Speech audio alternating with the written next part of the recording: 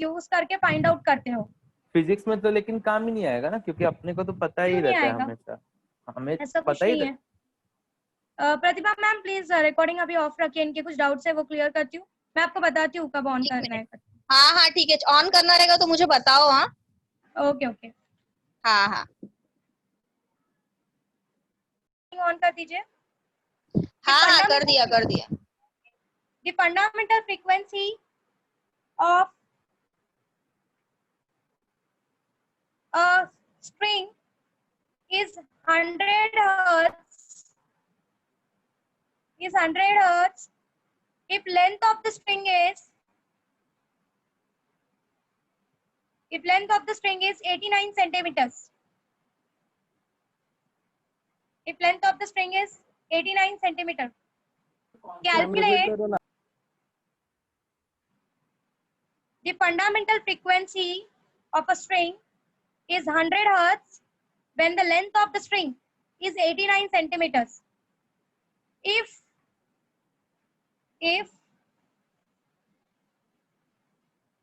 length is increased by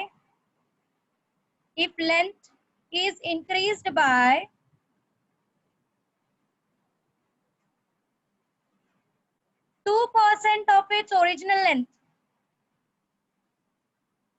2% of its original length, what will be the new fundamental frequency?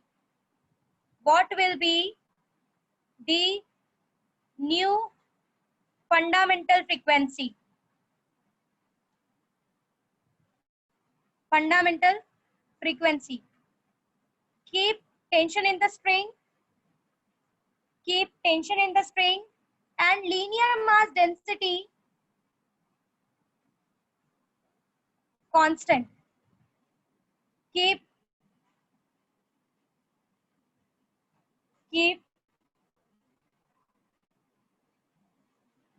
tension in the string and linear mass density to be constant. फटाफट calculate करके दो, क्या कर सकते हो बताओ।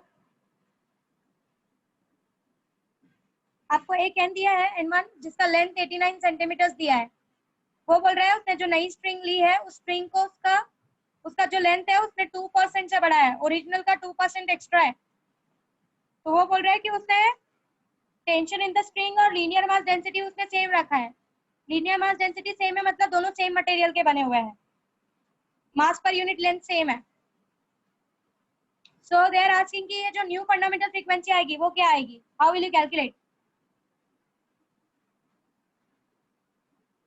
Try to solve it, think about it, क्या कर सकते हो। Then we will go ahead with the sonometer experiment.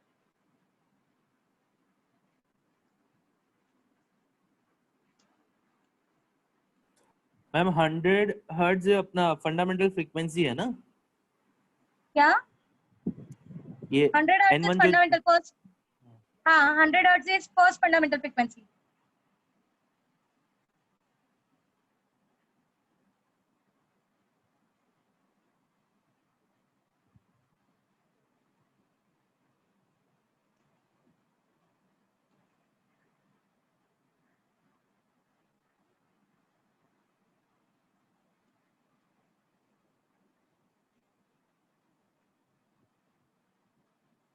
We know the condition n is inversely Hello, proportional to L. Hello ma'am. हाँ बोलो।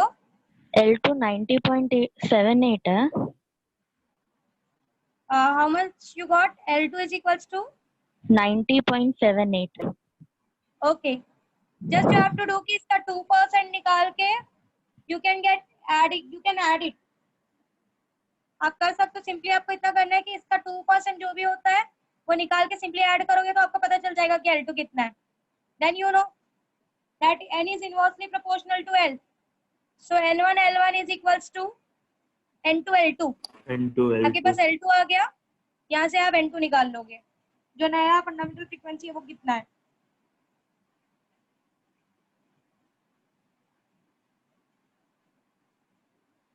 Because these two part are constant.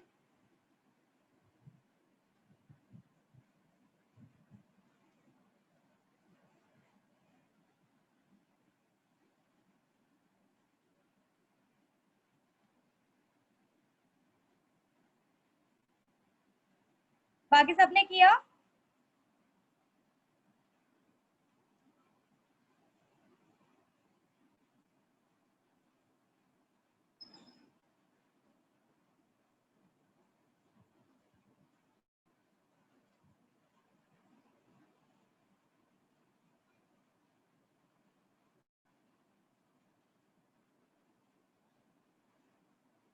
Hello ma'am. हाँ बोलो। Ma'am 98 point में आ रहा है। Okay, means you got 98 point something. Yes ma'am. 98.03. 98.03 means you can see that when you are increasing the length, your fundamental frequency is being decreased. That's what it said, na? N is inversely proportional to L. आपने 2% से length को बढ़ाया, आपका 2% से frequency decrease हो गया by keeping this two constants. Clear with the concept? Let's go ahead with that experiment. That is sonometer experiment. पहले मैं आपको बताती हूँ exactly क्या है, उसके बाद मैं आपको वो वीडियो दिखाती हूँ सोनोमीटर एक्सपेरिमेंट का। सोनोमीटर एक्सपेरिमेंट का यूज जो किया जाता है वो किया जाता है for proving this laws, law of length, law of linear mass density, law of your what we can say law of tension. ये जो तीनों आपके लॉज है, इनको प्रूव करने के लिए सोनोमीटर एक्सपेरिमेंट्स का यूज किया जाता है। होता क्या है सोनोमीटर एक्सपेरिमेंट में, there is a block type of structure, ऐसे एक ब्लॉक स्ट्रक्चर होता है और उसमें दो साइड में ऐसे एक स्टैंड लगाया जाता है। इस स्टैंड से एक वायर को फिक्स करके यहाँ से पास करके there is a pulley here, pulley से यहाँ पे नीचे देयर इज अ पैन, या फिर मास इंट्रोड्यूस करने का तरीका यहाँ पर होता है। अब किया क्या जाता है कि यू नो दैट कि जितना भी टेंशन होगा, the tension in the spring will be equals to its weight. अब जितना जितना मास इसमें डालते जाओगे, टेंशन इन द स्प्रिंग बढ़ता जाएगा। Okay, so there you know कि आपने देखा होगा कि लैब में से मास के अलग अलग ये रहते हैं, वेइंग मास के वेट्स होते हैं, मासेस होते हैं 10 ग्राम्स का, 20 ग्राम्स का, 30 ग्राम्स का, 40 ग्राम्स का। तो जैसे जैसे आप इसमें मास डालते जाओगे, नीचे mg का वेट बढ़ता जाएगा। That mg will be equals to the tension in the spring. You know about this because here mg is equals to tension in the spring if it is not moving. Okay, so here you introduce a mass by which you increase the tension in the string. अब उसमें क्या किया जाता है कि एक जगह पे ऐसा पेपर जैसा मटेरियल लगा दिया जाता है।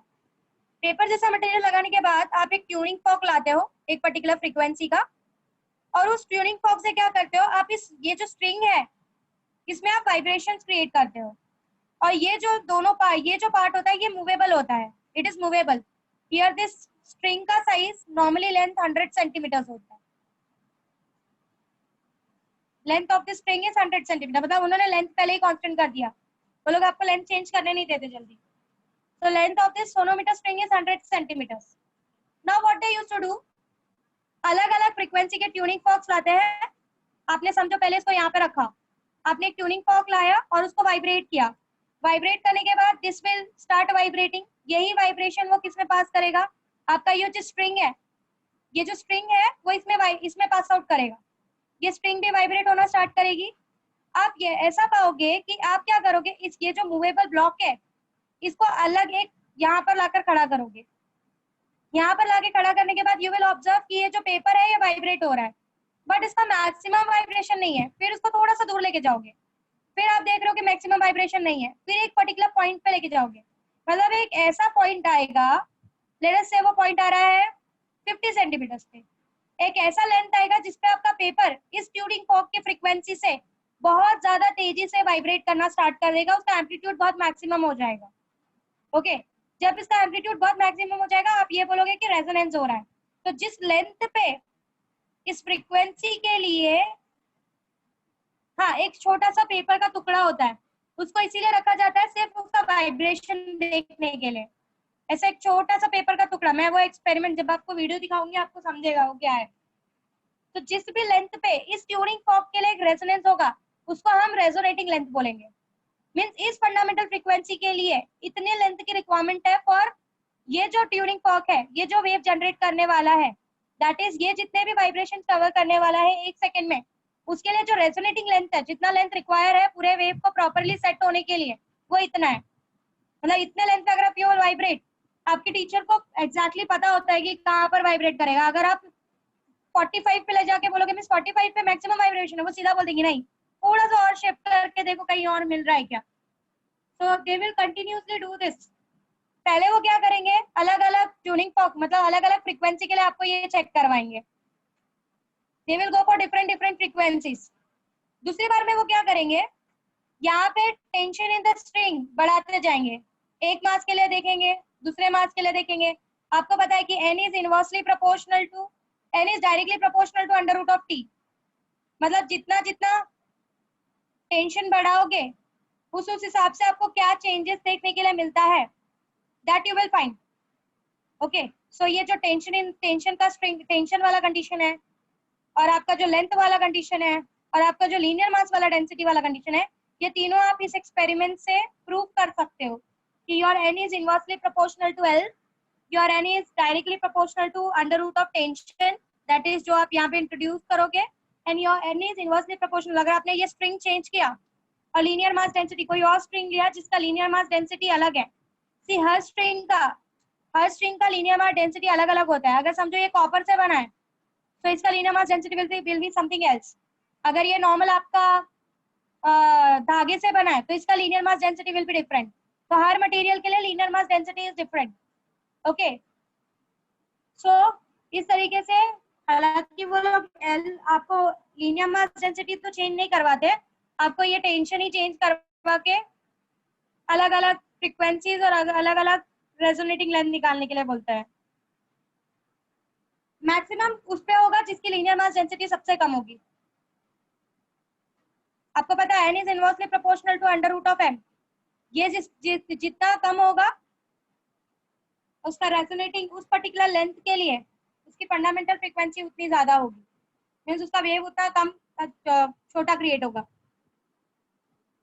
ओके, फ्रीक्वेंसी ज्यादा मतलब वेव का जो वेवलेंथ है वो कम है, छोटे साइज का वेव जनरेट होगा और बहुत फास्ट वाइब्रेट करेगा। क्योंकि लीनियर मास डेंसिटी का कम होना मतलब है उसके उस स्ट्रिंग के मास का कम होना। जब स्ट्रिंग का मास कम होगा तो उसका इनर्शिया कम होगा एंड इट कैन इजीली फटाफट वो वाइब्रेट हो पाएगा। ओके, तो जितना कम लीनियर मास डेंसिटी होगी, जितनी पतली रस्सी होगी, जितना कम लीनियर मास डेंसिटी होगा, मास कैसे कम होगा मतलब तुम क्या पूछना चाहते हैं, प्लीज आपने अनम्यूट ही करके बोला बोलो। मैम अभी।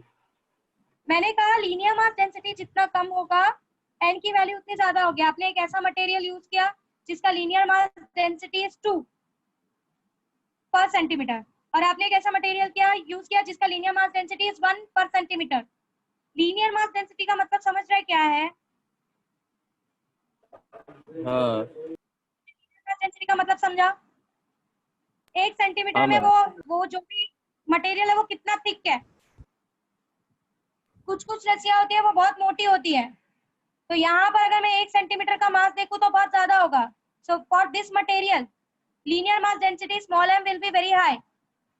वहीं पे कुछ होता है वो बहुत पतले होते हैं, मतलब इसमें अगर मैं 1 सेंटीमीटर में टोटल मास देखूं तो that will be very low. समझा? तो इसका वाइब्रेशन पास नहीं हो पाएगा क्योंकि ये थिक मटेरियल है, ये पतला मटेरियल है, that's all. Okay, will see that experiment तो आपको शायद प्रॉपर्ली समझे। मैं आपको एक्सपेरिमेंट दिखाती हूँ, आप जब लैब में करोगे आपको और इजीली और अच्छे से समझेगा कि आप क्या करने वाले हो लैब में।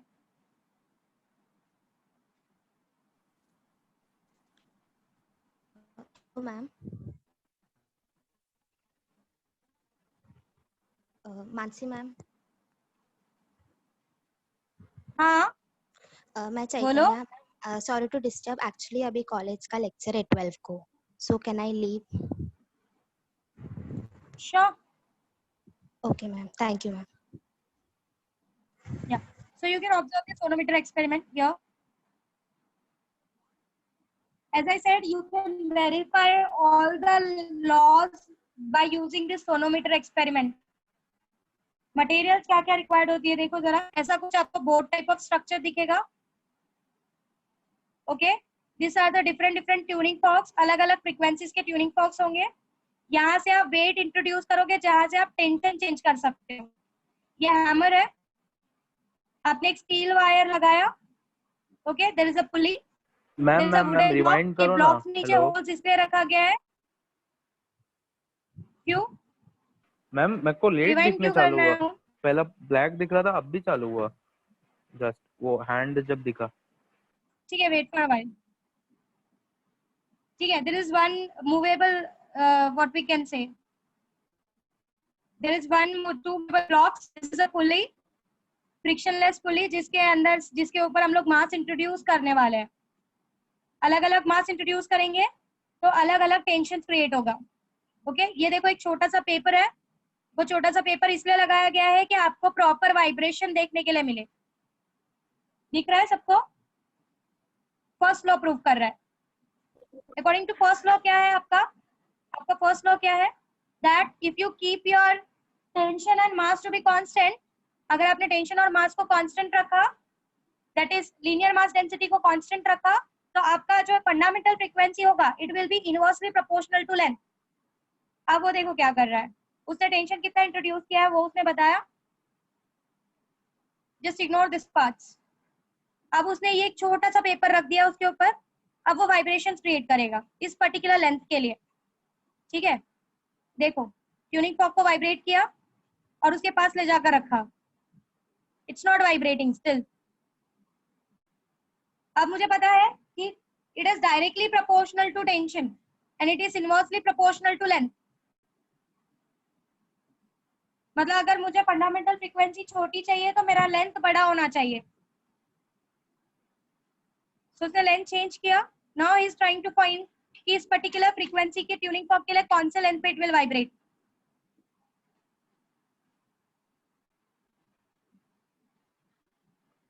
बार बार आपको ये चीज करनी होती है तब जब तक वो मैक्सिमम वाइब्रेशन से वो पेपर वाइब्रेट होके नीचे गिर ना जाए, तब तक आपको ये वाइब्रेशन जनरेट करना होता है।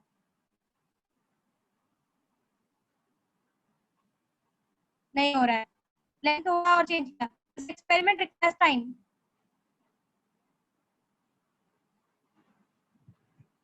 वो ये देख रहा है कि इस पर्टिकुलर फ्रीक्वेंसी के लिए कौन से लेंथ पे you will get the vibration. Can you see? इतने छोटे लेंथ के लिए यू गेट द फ्रीक्वेंसी के लिए आपका पेपर नीचे गिर गया, means your string is vibrating with maximum what we can say maximum amplitude. It means that कि आपका n जितना बड़ा होगा, अगर आपने बहुत बड़े फ्रीक्वेंसी का ट्यूनिंग फॉक यूज किया है तो आपका लेंथ जो होगा वो बहुत ही छोटा होने वाला है। If you keep the tension and linear mass density to be constant, because you know n is inversely proportional to l। आपने जो n लिया है वो ट्यूनिंग फॉक के हेल्प से लिया है, तो लेट अस कंसीडर कि वो बहुत हाई, सबसे हाईएस्ट वैल्यू आपने सबसे पहले ली, तो उस हाईएस्ट वैल्यू के लिए जो लेंथ चाहिए उस मैक्सिमम वाइब्रेशन के लिए वो बहुत ही छोटा चाहिए। सो यू कैन सी कि हाईएस्ट के लिए उसने बहुत ही छोटे लेंथ पे वो वाइब्रेशन पाया जहां पर आपका पेपर गिर गया। आपने जब जब बड़ा रखा पेपर को कोई फर्क नहीं पड़ा क्योंकि रेजोनेंस नहीं हो पाया। फॉर दैट पर्टिकुलर रेजोनेंस वो जो ट्यूनिंग फ्रीक्वेंसी, ये जो ट्यूनिंग फॉक है वो बहुत बड़ा वेव जनरेट कर रही है, और अगर आपको याद हो बहुत बड़ा वेव जनरेट हो रहा है तो उस वेव का सिंस कंडीशंस के हिसाब से उस वेव को उस लेंथ में एडजस्ट होना चाहिए, तो ही आपका रेजोनेंस होगा। तो इस पर्टिकुलर फ्रीक्वेंसी के लिए जो लेंथ रिक्वायर्ड है, अगर मैंने बाकी चीजें कांस्टेंट रख दी, बहुत ही छोटा रिक्वायर है, सो दैट उसका एक वेव इजीली उसमें एडजस्ट हो जाए and you will get the maximum amplitude. This is what is sonometer experiment, you can observe it again.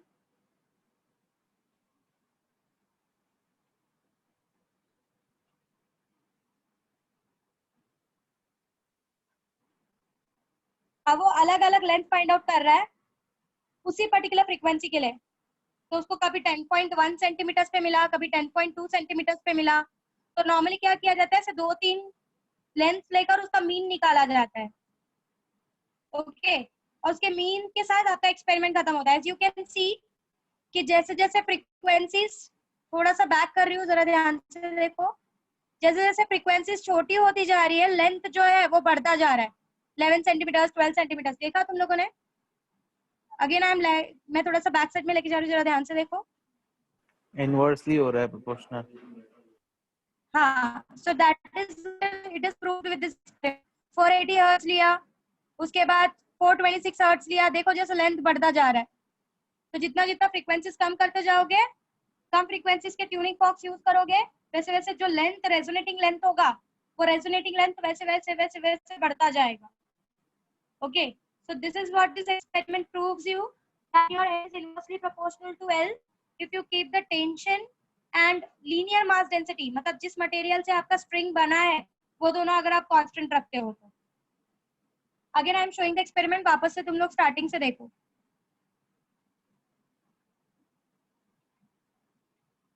Different frequencies का tuning fork are available which will create a wavelength.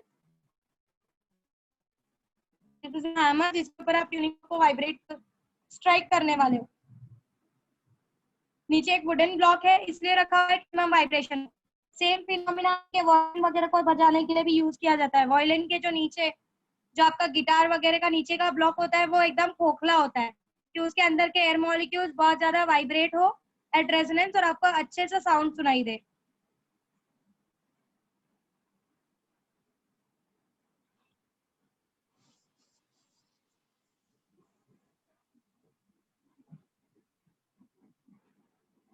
Now your weight is hanged.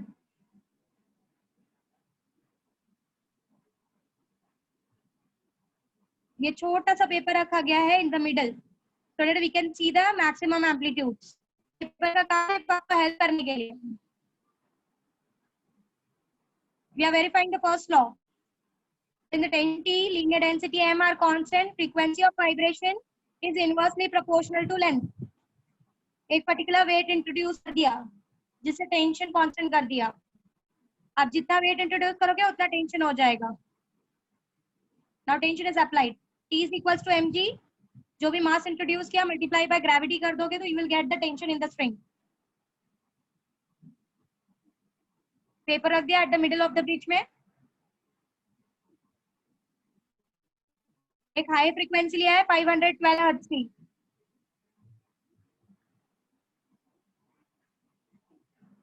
B1 और B2 के बीच में tuning fork को रख के आपके spring को vibrate करवाया जा रहा है।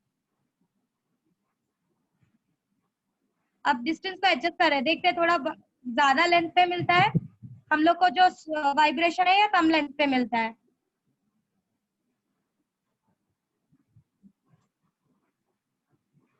अगेन रखा, साउंड प्रोड्यूस हुआ but it is not maximum, मतलब अभी भी परफेक्ट रेजोनेंस नहीं हो रहा है।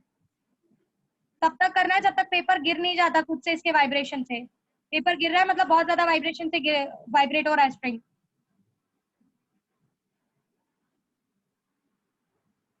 थोड़ा सा क्लोज लेके जाते हैं, देखते हैं मिलता है।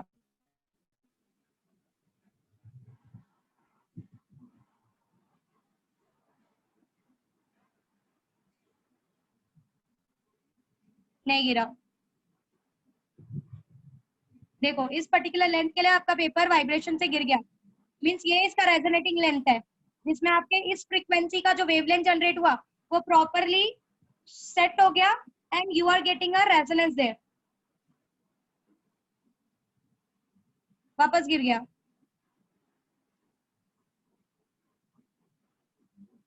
थोड़ा बहुत वेरिएशन हो सकता है 10.7 10.6 तो उनका मीन लेके आप उनका लेंथ निकाल देते हो कि इस ट्यूनिंग फॉर्क के लिए इस लेंथ पे I am getting the resonance, my string is vibrating with maximum amplitude. So we find out that when we increase the frequency of a tuning fork, our length goes on. If we decrease the frequency of a tuning fork, our length goes on increasing, which shows that n is inversely proportional to l if you keep tension and linear mass density to be constant. It's a straight line. Now we will go ahead with the second law. In second law, what they are keeping constant, length and linear mass density. So n is directly proportional to under root of t. अब हम length को जो resonating length था उसको constant रखेंगे, linear mass density material तो constant है, change करते जा रहे हैं।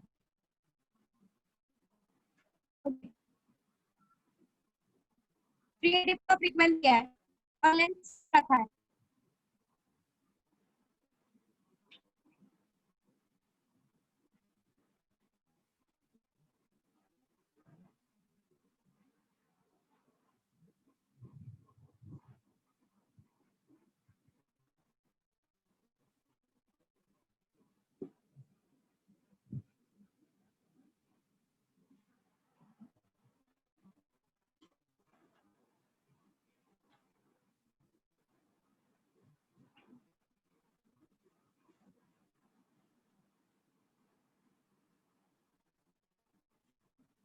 अब एक बार एक लेंथ मिल गया जिसपे आपको परफेक्ट उस फ्रीक्वेंसी के लिए रेजोनेंस मिल रहा है। अब उसी लेंथ में अलग अलग टेंशन इंट्रोड्यूस करेंगे और ये फाइंड आउट करेंगे कि हमारा जो एन का वैल्यू है वो कैसे चेंज हो रहा है उस पर्टिकुलर लेंथ के लिए। We are going to the third law. I'm stopping it here. They will just change the material. For that material, they will try to find that length जहाँ पे resonance होगा। उसके बाद उसी length में वो अलग अलग material को introduce करके they will try to find out कि how the frequency changes for that particular length by keeping tension and your frequency by keeping tension and other things, that is your length constant. I'm stopping it here.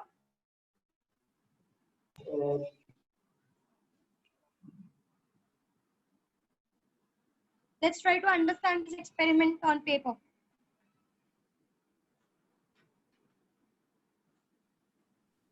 Ma'am video भेज देना। Hello miss, भेज दूंगी। हाँ बोलो। जो tuning फोक है बोलो, उसको I'm हम listening. वाइब्रेट करेंगे। हेलो, हाँ तो हाँ, I'm listening, उसका बोलो। वाइब्रेशन एब्जॉर्ब नहीं होगा? होगा ना, क्यों नहीं होगा? आपके रियल वर्ल्ड में तो डैम्पिंग होनी ही है, डैम्पिंग तो होने वाली है, वो चीज तो कभी आप रोक नहीं सकते, but you can avoid it. ये सारे एक्सपेरिमेंट्स ना बहुत केयरफुली किए जाते हैं, बहुत ऐसे प्लेसेस में जाके किया जाता है कि जहाँ पर आपका ज्यादा डिस्टर्बेंस या ज्यादा नॉइस ना क्रिएट हो, जिससे आपका ज्यादा और बहुत एक एक मतलब जो टेबल्स रखे जाते हैं ना, हालांकि मेरा कॉलेज का लैब तो वाज वेरी बिग, तो जो टेबल्स रखे जाते हैं वो बहुत दूर दूर रखे जाते हैं, तो इस वजह से you don't get that type of disturbance, so that happens, it's quite normal. Okay, और उस एक्सपेरिमेंट Now में you- वो ट्यूनिंग फोर्क उस पिन को लगा रहा था। क्या? I didn't कुछ got नहीं your मिस, question, मैं बाद please में ask. पूछ लूंगा। ओके ठीक है, जरा ये सोनोमीटर एक्सपेरिमेंट जरा इस पे देखते हैं कि क्या किया है एग्जैक्टली, शायद आपको और अच्छे से क्लियर हो जाएगा। यहाँ पे दो ब्लेड्स जैसे कि मैंने कहा था रखते हैं, यहाँ से एक स्ट्रिंग जो है वो अटैच की जाती है एक फिक्स्ड पॉइंट पे, और यहाँ से एक पुली लगा के यहाँ पे tension that is mass introduce किया जाता है। ओके, नाउ ये जो है ये this will give you a resonating length, ये आपको ये दोनों पॉइंट्स का रेजोनेटिंग लेंथ देने वाला है। ओके, अब उन लोगों ने बहुत सारे काइंड की फ्रीक्वेंसीज, एज आई सेड कि ट्यूनिंग फॉर्क बहुत अलग अलग फ्रीक्वेंसीज का होता है। if I say it is 540 hertz means एक सेकंड में what is the definition of a frequency? Number of oscillations in 1 second. एक सेकंड में ये 518 टाइम्स ये वाइब्रेट करेगा, it will oscillate for 118 times. Okay, so for first experiment that is to verify the law of length, जब उन्होंने law of length को proof किया, what he said that I am keeping the tension to be constant, मैंने एक मास introduce करके उसका tension, your T is equals to mg here, so जितना mass आप इंट्रोड्यूस करोगे उस हिसाब से weight is equals to T होके आपका tension in the string constant हो जाएगा। आपने एक ही मटेरियल यूज किया है तो linear mass density is constant. अब क्या करना है, यहाँ पे उन्होंने एक पेपर, इस पेपर को रखने का एक ही रीजन था कि आपको वाइब्रेशन दिख सके, क्योंकि कभी कभी स्ट्रिंग हम वो इतना फास्ट होता है, as you can see 518 hertz in 1 second means that's a big deal, you cannot observe such frequencies, आपको ऐसा लगेगा continuous हो रहा है। okay, you cannot observe those frequencies, they are very high, so for examining this maximum amplitude आप इस paper को रखते हो कि अगर ये गिर गया इसका मतलब it is vibrating with maximum amplitude। कभी कभी मिस हवा आ गया तो हवा आ गया तो आपका लेंथ रॉन्ग आएगा, आपकी टीचर को पता चल जाएगा कि हवा से गिरा है, आपका पंखा वंखा सब बंद करवा देते हैं एक्सपेरिमेंट करते वक्त। ओके, वो आपको लेंथ अगर रॉन्ग आएगा, उसको पता है इस फ्रीक्वेंसी के लिए इतना लेंथ आना चाहिए, इतने साल से वो सिखा रहा है, तो आपको बोल देगा कि रॉन्ग है, आप वापस ट्राई करो।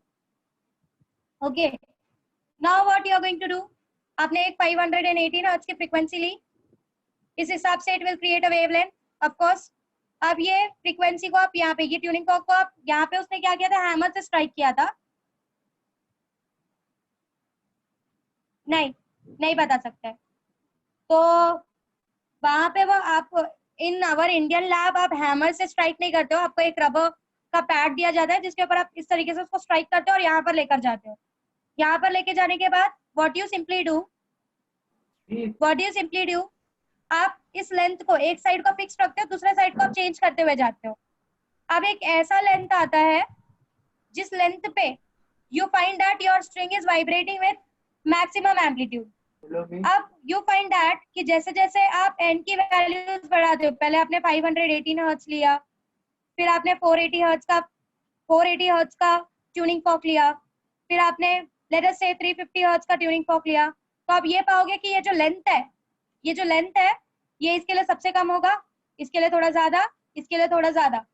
आप दो वैल्यूज लेंथ के लेते हो इसी पर्टिकुलर सेम फ्रीक्वेंसीज पे, पॉइंट में डिफरेंस आता है, उसका आप मीन लेते हो और उस लेंथ को आप रेजोनेटिंग लेंथ बोलते हो। This is how you verify the first law. Second law of tension. Law of tension में आपको बताया directly proportional to under root of T. आप क्या करते हो अगेन इस एक्सपेरिमेंट पे, जो भी फ्रीक्वेंसी आपने उठाई है उस फ्रीक्वेंसी के लिए पहले आप रेजोनेटिंग लेंथ निकालते हो कि किस लेंथ पे वो रेजोनेंस आना है, और उस लेंथ को कांस्टेंट कर देते हो क्योंकि कांस्टेंट।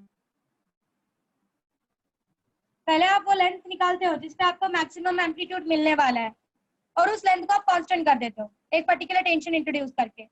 अब धीरे धीरे आप क्या करते हो, आपका लेंथ आपने कांस्टेंट कर दिया एक बार फाइंड करके, आपका linear mass density small m constant है। अब क्या करते हो, बहुत ब्लर है, इज इट विजिबल नाउ? नहीं, अभी और भी नहीं है? और थोड़ा करो, थोड़ा सा जूम करो ना मैम, आई थिंक होएगा। हाँ बस Is it zero। fine? बराबर है। हाँ ठीक है। अब आपने क्या किया, आपने लेंथ फाइंड आउट कर लिया, किस लेंथ पे एक पर्टिकुलर फ्रीक्वेंसी पे वो मैक्सिमम रेजोनेंस दिखाने वाला है, आपने लीनियर मास डेंसिटी कांस्टेंट रखा है। अब क्या होगा, आप फ्रीक्वेंसी चेंज, आप टेंशन जैसे जैसे चेंज करते जाओगे उसी लेंथ के लिए और उसी लीनियर मास डेंसिटी के लिए आप पाओगे कि जैसे जैसे आप टेंशन बढ़ा रहे हो आपकी फ्रीक्वेंसी जो फंडामेंटल फ्रीक्वेंसी है उस पर्टिकुलर लेंथ में, इस पर्टिकुलर लेंथ के लिए मैक्सिमम एम्पलीट्यूड फंडामेंटल फ्रीक्वेंसी का चेंज होता जाएगा। जैसे जैसे टी बढ़ाओगे वैसे वैसे एन का जो वैल्यू है, अलग अलग ट्यूनिंग फॉक्स उसी सेम लेंथ के लिए आपको रेजोनेंस दिखाएंगे। मतलब अगर आपने समझो स्टार्टिंग में 200 न्यूटन रखा, सो आपका जो फ्रीक्वेंसी है लेट अस से in starting for this particular length your frequency is 518। बाद में आपने क्या किया, आपने टेंशन और बढ़ा दिया, लेट अस से आपने 400 कर दिया। ठीक है, just I am taking in relation, बाकी कुछ नहीं कर रही हूँ। अब आपने टेंशन बढ़ा दिया तो आप ये पाओगे कि इसी लेंथ के लिए, इसी रेजोनेटिंग लेंथ के लिए और इसी लीनियर मास डेंसिटी के लिए अब 400 न्यूटन पे 518 रेजोनेंस नहीं दे रहा है, उससे बड़ा फ्रीक्वेंसी देगा क्योंकि your N is directly proportional to under root of T. Hope आपको समझा एक्सपेरिमेंट में स्टेप क्या क्या करना है। पहले आपको एक फ्रीक्वेंसी और एक टेंशन के लिए आपको एक ऐसा लेंथ सेट करना है जहां पर आपको मैक्सिमम एम्पलीट्यूड मिले, उस लेंथ को आपको कांस्टेंट कर देना है। अब आप धीरे धीरे क्या करोगे, यहाँ से टेंशन चेंज करते जाओगे और आप क्या पाओगे कि इसी रेजोनेटिंग लेंथ के लिए अगर आपने टेंशन चेंज कर दिया, इसी रेजोनेटिंग लेंथ के लिए अलग अलग फ्रीक्वेंसीज आपको रेजोनेंस का कंडीशन देगी। मतलब जहां पे इसको 518 दे रही थी वहीं पे जैसे आपने टेंशन बढ़ाया अब 600 का ट्यूनिंग फॉर्क आपको यहाँ पे रेजोनेटिंग का कंडीशन देगा। वापस आपने टेंशन बढ़ाया तो जहाँ पे 600 इस लेंथ के लिए रेजोनेंस दे रहा था वहीं पे 700 यहाँ के लिए रेजोनेंस देने लगेगा। तो जैसे जैसे टेंशन बढ़ाओगे आपका जो रेजोनेटिंग फ्रीक्वेंसी है वो इस पर्टिकुलर लेंथ के लिए और लीनियर मास डेंसिटी के लिए चेंज होता जाएगा। और उसी तरीके से you verify the third law also. आप टेंशन कांस्टेंट रखते हो, आप लेंथ निकालते हो कांस्टेंट रखते हो, एक लेंथ निकालते हो कांस्टेंट रखते हो, और आप क्या करते हो मटेरियल चेंज करते जाते हो। You go on changing the material of the string और आप फाइंड करते हो कि इसी लेंथ के लिए, इसी टेंशन के लिए अलग अलग फ्रीक्वेंसीज जो है वो रेजोनेटिंग लेंथ रेजोनेंस दिखा रही है। Of course n is inversely proportional to under root of m। जितनी मोटी रस्सी लेते जाओगे या जितना अलग मटेरियल लेते जाओगे, अगर हाई लीनियर मास डेंसिटी का मटेरियल लिया है तो n उतना ही लेंथ के लिए छोटी फ्रीक्वेंसी रेजोनेंस का कंडीशन दिखाएगी। सारे कंडीशन क्लियर हुए आपको? समझा what is sonometer experiment? Let's see कितना समझा आपको सोनोमीटर एक्सपेरिमेंट, देखते हैं। ओम जरा बताएगा। ओम हाँ मैम बोलो। Second hello. वाला कैसे करना हाँ, है बोलो। बताएगा। सेकेंड कौन वाला सा कैसे वाला? करना है बताएगा जरा। Law of tension. टेंशन को क्या बढ़ाएंगे। करना था law of tension? Law of tension में जो टेंशन है, हाँ हेलो, हाँ, सो मैम जब टेंशन बढ़ाएंगे, मतलब वो जब टेंशन और वो mg इक्वल करते हैं ना, सो उधर जब टेंशन बढ़ाएंगे तो अपना फ्रीक्वेंसी में चेंज दिखेगा, डायरेक्ट तो मैं वहाँ प्रोपोर्शन पे का लेंथ और रिलेशन। मास, लीनियर मास डेंसिटी कांस्टेंट रखूंगी या नहीं? हाँ रखोगी ना मैम, ऑब्वियसली। मतलब उसी लेंथ पे अलग अलग टेंशन पे अलग अलग फ्रीक्वेंसी हाँ रेजोनेंस दिखाएगी। यू मीन रेजोनेंस टू से दिखाएगी, या okay fine. So hope you are clear कि हम क्या कर रहे हैं। एक पर्टिकुलर लेंथ के लिए हम अलग अलग टेंशन पे वी आर फाइंडिंग दैट अलग अलग टेंशन पे जहाँ पर 518 दिखा रही थी, टेंशन बढ़ाते ही वहाँ पे 518 नहीं, उसी लेंथ के लिए 600 का फ्रीक्वेंसी जनरेटर आपको रेजोनेंस दिखाएगा। So this sonometer experiment proves you your law of string. सारे लॉज को वो प्रूव करता है, that is law of length, law of tension and law of linear mass density. कोई डाउट है सोनोमीटर में? किसी को कोई डाउट है सोनोमीटर में? Miss Let's ma'am go first ahead. जो हाँ मिस फर्स्ट वाला रिपीट करो ना थोड़ा सा। फर्स्ट वाले में क्या रिपीट करूं?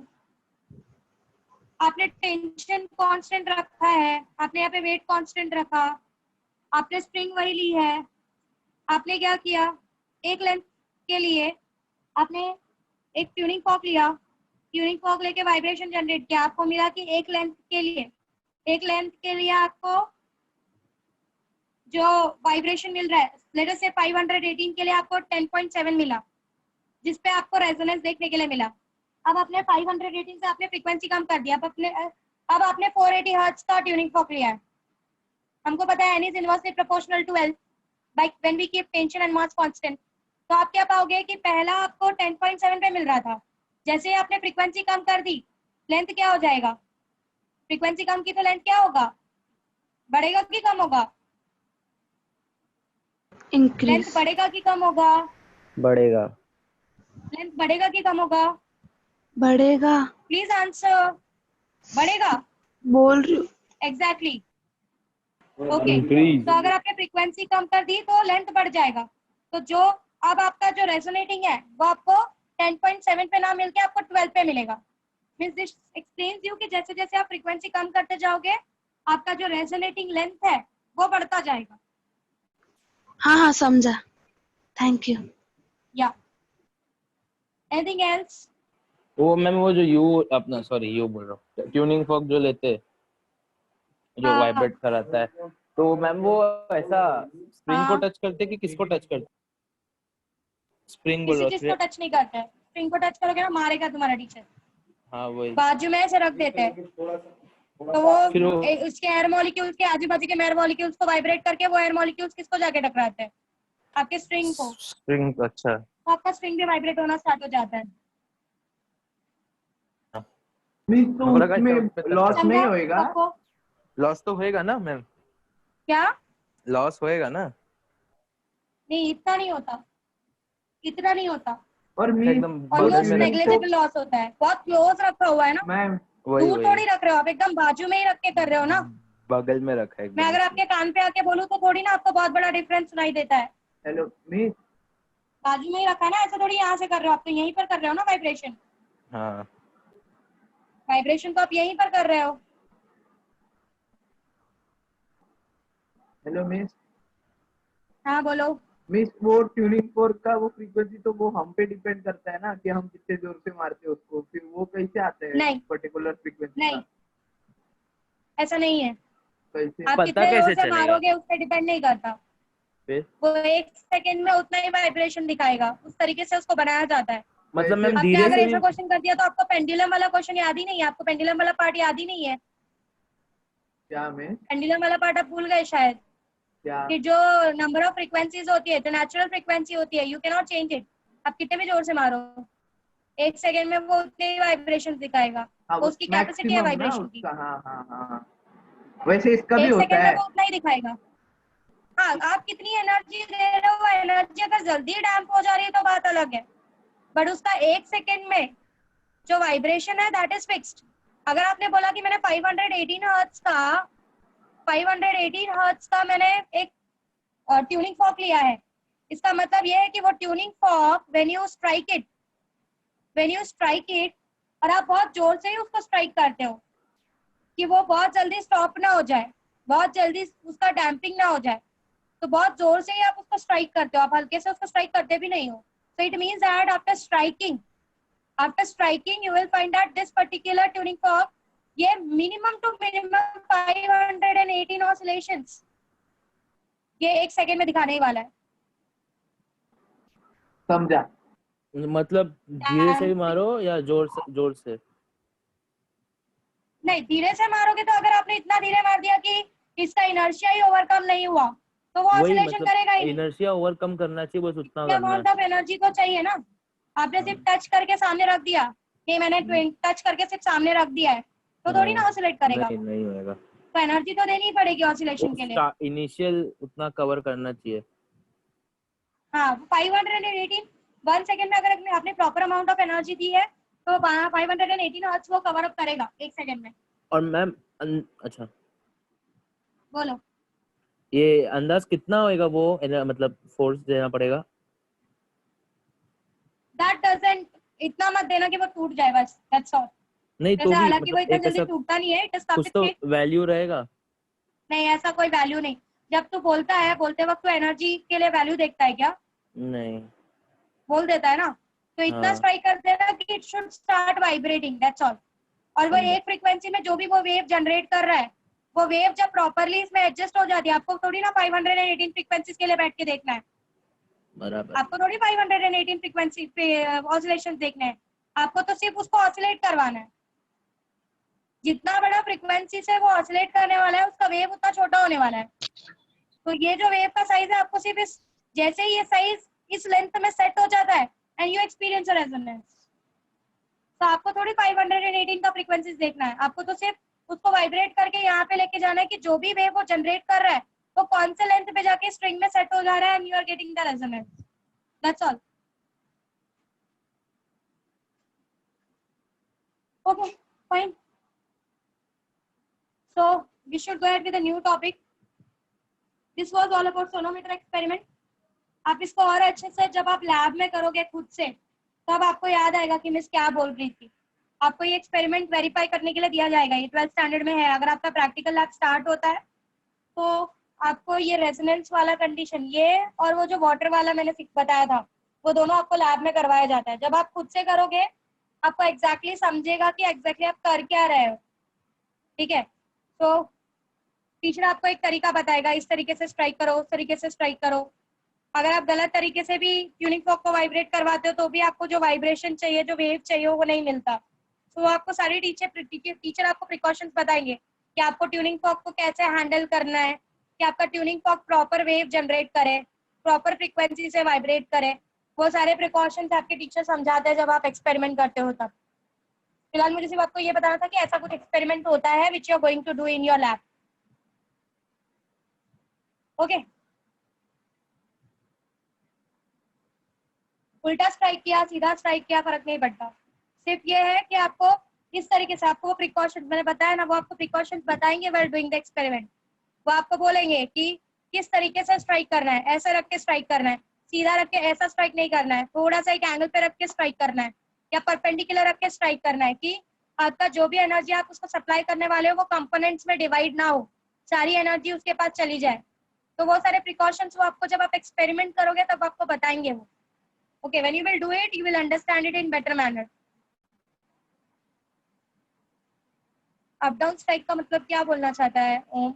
मैम पूरा ऐसा घुमा दे। मतलब ये जो ट्यूनिंग फॉर्क का ये ऊपर का एरिया है उसको नीचे करने का, और नीचे का एरिया ऊपर करने का। हाँ। ओम, कुछ भी ये पकड़ने वाला एरिया है जहां से तू पकड़ने वाला है, इसको बनाया ऐसा गया है कि ये टू एंड फ्रो ऑसिलेट करे। अच्छा। सॉरी। ओम तो कुछ भी करना, देखो प्रैक्टिकल में अच्छे से एग्जाम्स में मार्क्स मिल जाएंगे, डोंट वरी। हाँ वो लोग let's go with the new topic, beats. Now what is beats? Musical instruments में बीट्स सुना है, ये गाने की बीट बहुत अच्छी है, ये गाने का बीट बहुत अच्छा लग रहा है सुनने में। What is this beats? ये होता क्या है? आप बोलते हो कि एक पर्टिकुलर गाना है, उसमें ऐसा अगर कोई डांसर वगैरह होगा तो उसको पता होगा कि हर 2 सेकंड में 4 बीट आ रही है, मतलब वो बोलता है कि हर 1 सेकंड में 4 बीट्स आ रही है। बीट का मतलब होता है, सबसे पहले बीट का मतलब समझो कि बीट होता क्या है। बीट का मतलब होता है कितने बार साउंड ऊपर और कितने बार साउंड नीचे गया है। मतलब if you are listening a song, कभी कभी ऐसा होता है कि कितनी बार वेरिएशंस आपको मिला है 1 सेकंड में, that is your beat. Okay, कुछ कुछ साउंड्स में they create 4 beats per second, मतलब 1 सेकंड में आपका जो एम्पलीट्यूड है वो 4 बार ऊपर और 4 बार नीचे गया हुआ है। जब the number of variations of sound in 1 second is considered to be a beat, कि कितनी बार उसकी एम्पलीट्यूड हाई हुई है और कितनी बार उसकी एम्पलीट्यूड लो हुई है। या आप एम्पलीट्यूड हाई को काउंट करो या एम्पलीट्यूड लो को काउंट करो, you say it is 1 beat. For example when you listen to the song, like अगर जब आप डीजे वगैरह सुनते हो तो उसके जो बीट्स होते हैं वो काफी हाई होते हैं। जो फास्ट गाना आप सुनते हो उसके बीट्स हाई होते हैं, मतलब वो फटाफट, कभी उसकी एम्पलीट्यूड हाई होती है, कभी उसकी एम्पलीट्यूड लो होती है, कभी उसकी एम्पलीट्यूड हाई होती है, लो होती है। तो नंबर ऑफ टाइम्स जो ये चेंज हो रही है एम्पलीट्यूड की, number of times the change in the intensity of the amplitude is considered to be beat. ठीक है, कोई फास्ट सॉन्ग है, उसका बीट बहुत जल्दी जल्दी चेंज हो रहा है, फटाफट चेंज हो रहा है, तो यू से कि इसका बीट बहुत हाई है। फॉर एग्जाम्पल अगर आप ब्रेथलेस सॉन्ग सुनो, if you listen breathless song, वहां पे आप ऑब्जर्व करना उसकी बीट बहुत फटाफट फटाफट चेंज होती है, इसलिए हर कोई उस गाने को नहीं गा पाता क्योंकि उसका beat is changing very fast. Human ear की टेंडेंसी बीट को डिटेक्ट करने की बहुत लो है। ह्यूमन ईयर जो है 10 से 12 हर्ट्ज की बीट को सिर्फ डिटेक्ट कर सकता है। अगर इससे ऊपर हुई, बीट्स से ऊपर हुआ, तो आपको कंटिन्यू देगा, there will be a continuous sound. फिर आप वेरीफाई नहीं कर पाओगे कि ज्यादा कब हो रहा है कम कब हो रहा है, ज्यादा कब हो रहा है कम कब हो रहा है। तो बीट का मतलब है कि how many times your amplitude is being change. जब एम्पलीट्यूड हाई होता है, number of times your amplitude is being high और लो इन 1 सेकेंड। या तो हाई को काउंट कर किया जाता है या तो लो को काउंट किया जाता है। Okay, so if I am saying मेरे गाने के अंदर 4 बीट्स है 1 सेकेंड के अंदर, it means 4 time amplitude high हो रहा है और 4 टाइम एम्पलीट्यूड लो हो रहा है। It's something means like this. ये जो नंबर ऑफ एम्पलीट्यूड्स है, ये 4 टाइम हाई हो रहा है और 4 टाइम लो हो रहा है। It simply means like that, it simply means like that कि 4 टाइम, हाँ, एक beat means 1 high 1 low. 1 beat का मतलब है 1 high 1 low. Okay, so number of beats in 1 second, you say that how many times it is being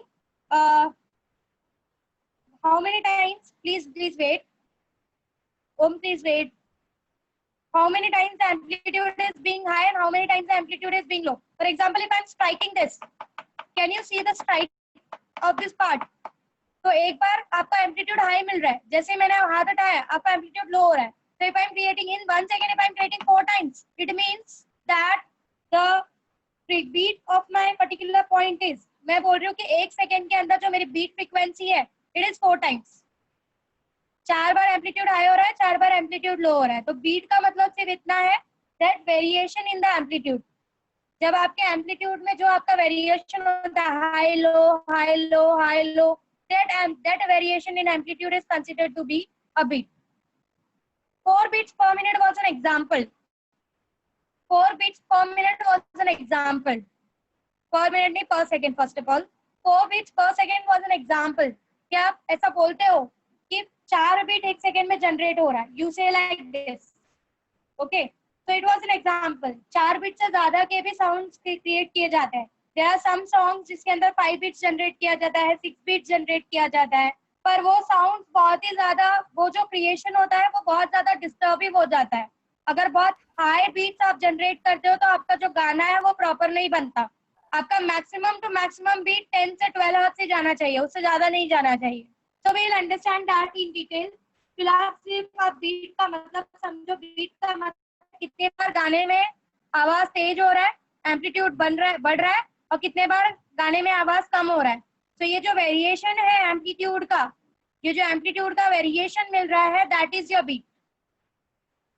okay, normally try किया जाता है जब आपका सॉन्ग है, जो आपके स्मूथ सॉन्ग्स होते हैं, ओके, नॉर्मली ट्राई किया जाता है कि ये बीट ना जनरेट हो, ये बीट जो है ये ना जनरेट हो, ये नॉर्मली ट्राई किया जाता है।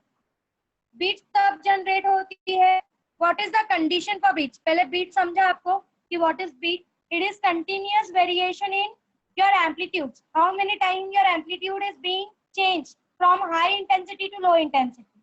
अगर बहुत हाई बीट का गाना आप कंटिन्यू सुनोगे ना, आप इरिटेट हो जाओगे।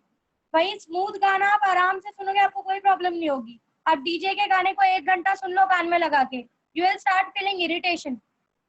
लो बीट रख सकते हो, not a big deal. Please Om, please will you stop it, let me complete my statements. Last में इसका जो डाउट है वो पूछ लेना प्लीज। नाउ अगर कुछ डाउट है यहाँ से रिगार्डिंग, या आपको कुछ एक्स्ट्रा डाउट है, please wait, let me complete my statements first. First of all understand what is beat. Beat is, what is beat? Beat is periodic variation. It is periodic variation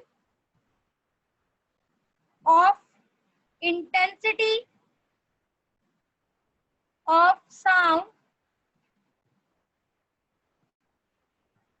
of waves. कुछ समझा, कुछ लिखने जा रही हूँ, ध्यान से सुनना। Of different frequencies, slightly different frequencies. Slightly different frequencies. अब जरा समझो ये बनाया कैसे जाता है। अगर आपको सुपर पोजिशन ऑफ वेव्स याद हो, एक वेव था, दूसरा वेव था, हमने उसको सुपर इम्पोज करवाया तो हमको मैक्सिमम एम्पलीट्यूड मिला था, करेक्ट है। अब पीछे के जाके सारे थियरम्स को देखो, वहां पर हमने कंडीशंस लिया था that amplitude is same and frequency is same. तो जो पीछे हम सुपर पोजिशन करवा रहे थे, हमने वहां पे हमेशा बोला कि जो वेव्स को हम सुपर इम्पोज करवाने वाले हैं, A sine of 2 pi nt y1 y2 is equals to A sine of 2 pi n2t, sorry nt। तो जो वेव्स हम सुपर इम्पोज करवा रहे थे, उन वेव्स का मैंने एम्पलीट्यूड और फ्रीक्वेंसीज ये दोनों सेम रखा हुआ था। हमने कभी भी अलग अलग फ्रीक्वेंसी की वेव का सुपर इम्पोजिशन नहीं देखा अभी तक। क्यों नहीं देखा? क्योंकि जब आप दो अलग अलग फ्रीक्वेंसीज के वेव को, of course the condition is आपका एम्पलीट्यूड अगेन सेम रखना है।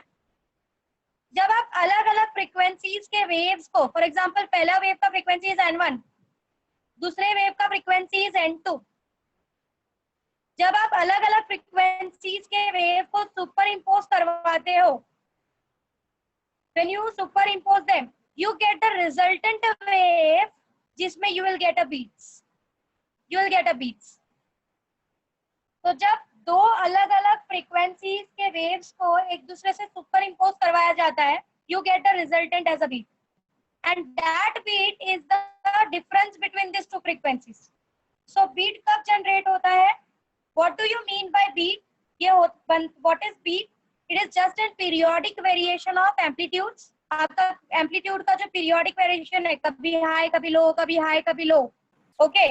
And this are made due to the superposition of the two waves whose frequencies are slightly different। जब दो अलग फ्रीक्वेंसी के वेव्स को सुपर इम्पोज करवाया जाता है, तो आपको जो रिजल्टेंट मिलता है, that gives you a beat, okay। So earlier whatever we did, जिस चाहे हमने स्टैंडिंग वेव का इक्वेशन देखा, चाहे हमने पहला सुपरपोजिशन वाला थ्योरम देखा, दोनों में हमने क्या बोला था? हमने पहले ही कंडीशन ले लिया था कि we are keeping the amplitude and frequency to be same.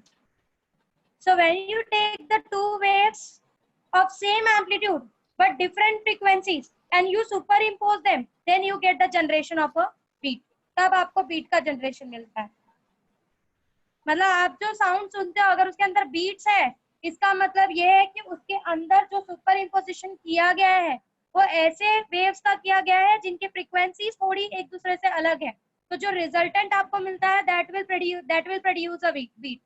तो बीट का जनरेशन के लिए कंडीशन रिक्वायर्ड इज कि there is an periodic, what is beat, it is an periodic intensity of a sound of wave. और ये क्यों generate होता है, it is generated due to superposition of waves which are having slightly different frequencies। जब आप दो अलग अलग फ्रीक्वेंसी के वेव्स का सुपर इम्पोज करवाते हो तब you get the resultant as a beat.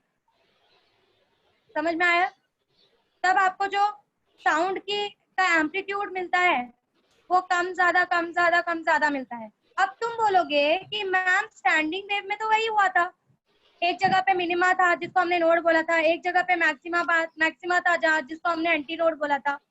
तो कीप इन माइंड कि वो इतना फास्ट होता है, नोड एंड एंटी नोड इतना फास्ट होता है कि आपको वो कम ज्यादा रियलाइज नहीं होता। That we will understand further कि जब हमने स्टैंडिंग वेव बनाया, आपको याद आ रहा होगा, चलो प्रोग्रेसिव वेव का तो कुछ नहीं, progressive wave is a moving wave, उसका तो कम ज्यादा जैसा कोई कंडीशन नहीं, एक बार क्रस्ट एक बार ट्रफ, एक बार क्रस्ट एक बार ट्रफ है, ओके। बट स्टैंडिंग वेव में मैम में से दो पोजीशन थे जहां पर एक मैक्सिमम एम्पलीट्यूड था, यहाँ पे मिनिमम एम्पलीट्यूड था, दैट इज 0, फिर मैक्सिमम एम्पलीट्यूड था, एक मिनिमम एम्पलीट्यूड था, करेक्ट है। बट यहाँ पर ये इतना फास्ट होता है कि अगर आपके सामने से स्टैंडिंग वेव पास आउट हो तो आपको वेरिएशन मिलेगा ही नहीं देखने। मतलब जो आप गाने में फील कर पाते हो ना कि एक बार एम्पलीट्यूड बहुत हाई हो गया, फिर गाना एकदम स्लो चल गया, फिर एकदम हाई हो गया, फिर एकदम स्लो चल गया, ये वेरिएशन आप इसमें नहीं देख पाओगे। अगर मैं किसी चीज को बहुत फास्ट स्ट्राइक करूं तो आपका कान जो बीट्स है वो डिटेक्ट नहीं कर पाएगा। मतलब जब आपके सामने से ये जो पास होगा, ये जब आपके कान के सामने से पास होगा, आप इसका मिनिमम और मैक्सिमम को रियलाइज नहीं कर पाओगे क्योंकि आपके कान की कैपेसिटी नहीं है। तो आप जो सुन पाते हो high amplitude low amplitude, high amplitude low amplitude, जो आप continuously high intensity low intensity सुन पाते हो वो बीट के प्रोडक्शन की वजह से सुन पाते हो। वहां पे जबरदस्ती ये करवाया जाता है, समझा?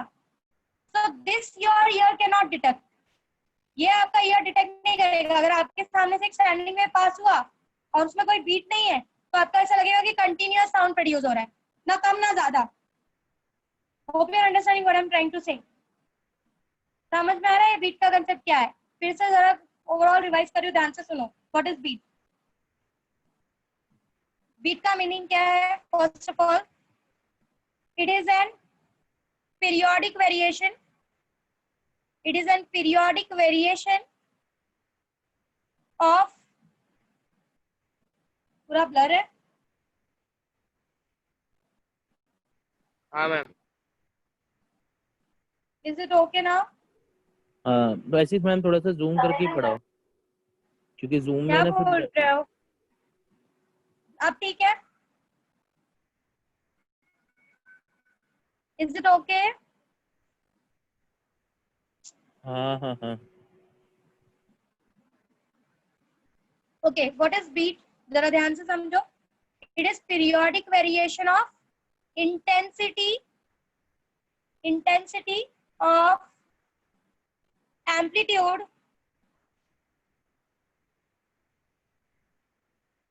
or sound due to superposition of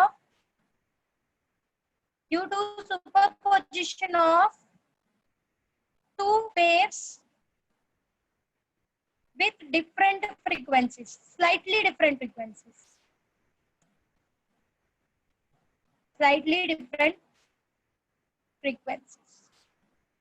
आपको जो कंटिन्यूसली गाने में कभी हाई एम्पलीट्यूड कभी लो एम्पलीट्यूड, कभी हाई एम्पलीट्यूड कभी लो, गाना कभी हाई एम्पलीट्यूड से वाइब्रेट होता है, कभी लो से फिर हाई से फिर लो से फिर हाई से, ये जो आपको सुनने के लिए मिलता है that is a beat, that is a beat. जो आपके स्मूथ गाने होते हैं उसमें बीट बहुत लो रखा जाता है। किसी स्मूथ गाने पे डांस करने की कोशिश करो, आप नहीं कर पाओगे क्योंकि उसका बीट बहुत ही ऑलमोस्ट 0 बीट होता है। जो आपके रोमांटिक सॉन्ग्स वगैरह होते हैं उनमें बीट बहुत स्लो रखा जाता है, बहुत ज्यादा लो रखा जाता है, उनका पीरियोडिक वेरिएशन बहुत ज्यादा नहीं मिलेगा आपको। वहीं पे आपके जो डीजे सॉन्ग्स है, जो डांसिंग सॉन्ग्स है, उन सॉन्ग्स में आपको बीट बहुत फास्ट मिलता है। इसका मतलब कि उसके अंदर जो वेरिएशन किया जाता है एम्पलीट्यूड का जो वेरिएशन किया जाता है एम्पलीट्यूड का वो बहुत ही ज्यादा फास्ट होता है। फटाक से गाना एकदम तेज बजने लगेगा, फिर एकदम लो हो जाएगा, फिर एकदम तेज बजने लगेगा, फिर एकदम लो हो जाएगा, फिर एकदम तेज बजने लगेगा। So that is producing a beat. तो ये जो कंटिन्यूअस वेरिएशन हो रहा है एम्पलीट्यूड का आपके गाने के अंदर, that is because of the production of a beat. और वो कैसे जनरेट करवाया जाता है? जब दो वेव्स का सुपर इम्पोजिशन करवाते हैं, when two waves are superimposed, y1 and y2, and they are slightly different in frequencies. Let us consider the first wave has a frequency of first wave is represented by a sine of 2 pi n1t, and the second wave is a sine of 2 pi n2t. Let us consider ये 100 hertz का frequency का है और ये 104 hertz का है। Okay, तो इन दोनों में 4 हर्ट्ज का डिफरेंस है। They have a difference of 4 hertz. So जब ऐसे बहुत छोटी डिफरेंस की वेव्स को एक दूसरे के साथ सुपर इम्पोज करवाया जाता है तो आपको कंटिन्यूअस वेरिएशन मिलता है एम्पलीट्यूड में, and that continuous variation is called as beats. आपके जो पीछे जितने भी हमने थियरम्स किए हैं वो सारे थियरम्स में हमने पहले ही कंडीशन रख दिया कि we are keeping amplitude and frequency same, क्योंकि फ्रीक्वेंसी अलग होते ही यू स्टार्ट फॉर्मिंग बीट्स। समझा?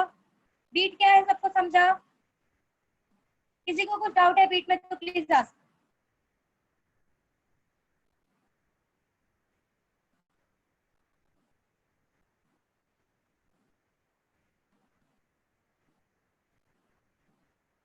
बीट क्या है वापस बताओ, अभी तो बताया कि व्हाट इज बीट। जो आप गाने का बार बार हाई एम्पलीट्यूड लो एम्पलीट्यूड, आपने गाना सुना है ना, आप कभी गाने को सुनो, गाने में क्या होता है, कभी कभी आपको बहुत तेज गाना सुनाई देता है, फिर अचानक से एकदम लो हो जाता है, फिर एकदम तेज सुनाई देता है, फिर लो हो जाता है। When I am striking it, वो क्या रहा है, एक बार आपको बहुत तेज सुनाई दे रहा है, फिर एकदम लो सुनाई दे रहा है, फिर तेज हो रहा है, फिर लो हो रहा है। तो ये जो कंटिन्यूसली हाई लो का जो कंडीशन आपको सुनने के लिए मिलता है, दैट इज अ बीट।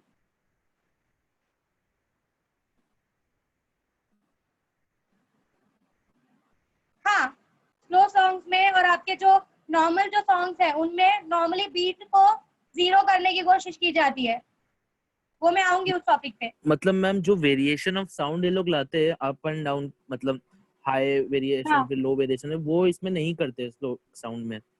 और जो ऐसे डीजे इसमें रहते क्या? हैं तो उसमें हाई वेरिएशन लगते हैं, मतलब कभी हाई हो गया हाँ। साउंड का वेरिएशन और लो हो गया। हाँ, तो ओके। डीजेस वगैरह में वो लोग बीट बहुत फास्ट चेंज करते हैं, they have a high beat. वहीं पे आपका जो रोमांटिक सॉन्ग्स वगैरह होता है, जो स्लो सॉन्ग्स वगैरह होता है, वो सॉन्ग्स में वो लोग ऑलमोस्ट बीट को जीरो करके रखते हैं, मतलब जो फ्रीक्वेंसीज को वो सुपर इम्पोज करवाने वाले हैं so that you can get a maximum amplitude, तो उनकी फ्रीक्वेंसीज ऑलमोस्ट वो लोग सेम रखते हैं। बीट जितना ज्यादा कम हो आपका म्यूजिक उतना प्लेजेंट बनता है, उतना अच्छा बनता है, उतना सुनने में चेंज आपको अच्छा एकदम लेस लगता है। रखते हैं ना वो लोग मैम, क्या? चेंज जो रहता है वो एकदम लेस रखते हैं। हाँ, जो फ्रीक्वेंसीज है वो हाँ। एकदम इनके बीच का जो डिफरेंस है वो बहुत कम रखते हैं, नेग्लिजिबल जैसा। क्योंकि ये फ्रीक्वेंसीज के चेंजेस की वजह से आपका बीट का फॉर्मेशन होता है। अगर सेम लिया तो मैम तो बीट नहीं बनेगा, मतलब तब आपको सॉन्ग फिर कंटिन्यूअस कैसा साउंड होएगा? सुनाई देगा, बीट नहीं होगा, बहुत कंटिन्यूअस साउंड सुनाई देगा। आपको ऐसा- ऐसा कभी फील नहीं होगा कभी गाना तेज हो रहा है कभी गाना कम हो रहा है। आपको ये जो स्लो सॉन्ग्स है कभी आप सुन के देखो, आपको स्लो सॉन्ग्स में बहुत ज्यादा बीट नहीं मिलेगा, इसीलिए तो उस पे डांसर्स जल्दी डांस नहीं कर पाते, क्योंकि डांसर्स का मेन कंसेप्ट होता है बीट पे नाचना, वो बीट पे डांस करते हैं, तो इसलिए स्लो सॉन्ग्स में उनको पूरा स्टाइल ही चेंज करना पड़ता है अपना, उनको पूरा स्टाइल ही चेंज करना पड़ता है स्लो सॉन्ग के लिए, because they have to be very slow with the song, their beat does not changes, their frequency does not changes, तो बहुत ही ऐसे स्मूथली गाना जाता है। मैम ऐसे सॉन्ग्स भी है क्या जिनका मतलब पूरा फ्रीक्वेंसी दोनों सेम रहेगा और जीरो हाँ, बीट्स? बहुत सारे हैं, आपके जितने भी गाने हैं उसमें बहुत से ऐसे, बट नॉर्मली अब थोड़ा सा व्हाट वी से थोड़ा सा नयापन लाने के लिए उन लोग बहुत बड़ा वेरिएशन नहीं, बट 100, 101 ऐसा शॉर्ट वेरिएशंस वो क्रिएट करते हैं। गाना तुम सुनना और मुझे बताना। एनी एग्जांपल मींस गाना सुनो और पता करो। अच्छा सी एकदम परफेक्ट मैचिंग कर पाना is not that easy, but ऐसा हो सकता है कि एक 100 है, एक 101 है, तो उन दोनों का बीच का जो फ्रीक्वेंसी है, इसका जो डिफरेंस है वो 1 ही है, वो 1 ही है। सी क्या होता है, it's why it is not easy, ये हर कोई नहीं कर सकता जिनको बहुत अच्छा इंस्ट्रूमेंट बजाने आता है। For example if many people are, एक पीपल जो है वो फ्लूट बजा रहा है, दूसरा पीपल है वो तबला बजा रहा है, आपको ये दोनों सॉन्ग्स, ये दोनों से भी जो भी वेव्स निकलने वाले हैं वो एक दूसरे से सुपर इम्पोज होंगे and they will form a resultant wave. Okay, so जो वाइब्रेशन ये इंस्ट्रूमेंट क्रिएट कर रहा है और जो फ्रीक्वेंसी ये इंस्ट्रूमेंट क्रिएट कर रहा है, जब दोनों का they become unison with each other, मतलब जब दोनों की फ्रीक्वेंसी सेम हो जाती है, जब दोनों की फ्रीक्वेंसी सेम हो जाती है तो आपको एक ऐसे वेव्स मिलते हैं जिनकी frequencies are same, and then resultant जो आपको मिलता है वो बहुत ही प्लेजेंट सुनने के लिए मिलता है।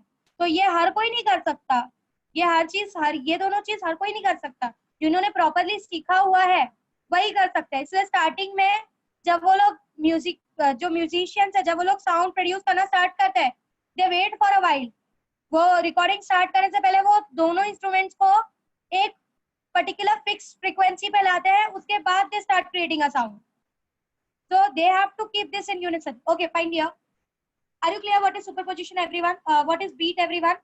जो आप बार बार ये भूम भूम जो सॉन्ग सुनते हो, उस सॉन्ग में जो आपको कंटिन्यूअस वेरिएशंस मिलता है एम्पलीट्यूड का, वो कभी का गाना बहुत तेजी से बजने लगता है, कभी गाना बहुत स्लो बनता है, फिर बहुत तेज।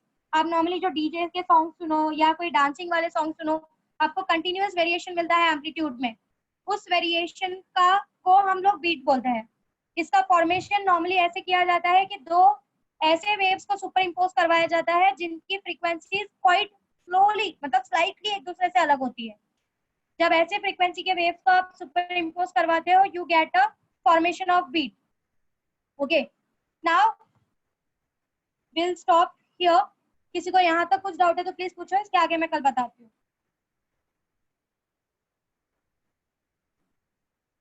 We मैम need to आपने understand more ये क्या terms. लिखा है वेव y1 के नीचे? क्या y1 के नीचे आपने क्या लिखा है वो एक बार रीड आउट करो ना। ये? हाँ हाँ, It is just an equation, a sin 2 pi a n1 t, sin 2 a sin 2 pi n2 t. This is the way of writing an equation. अब ये हाँ मत हाँ, बोलना कि ये कैसे आया। नहीं नहीं नहीं, सबको समझा व्हाट इज बीट? सबको क्लियर हुआ है बीट क्या फॉर्मेशन क्या है, ये बीट होता क्या है, इतना समझा? कैसे बनता है वो समझा?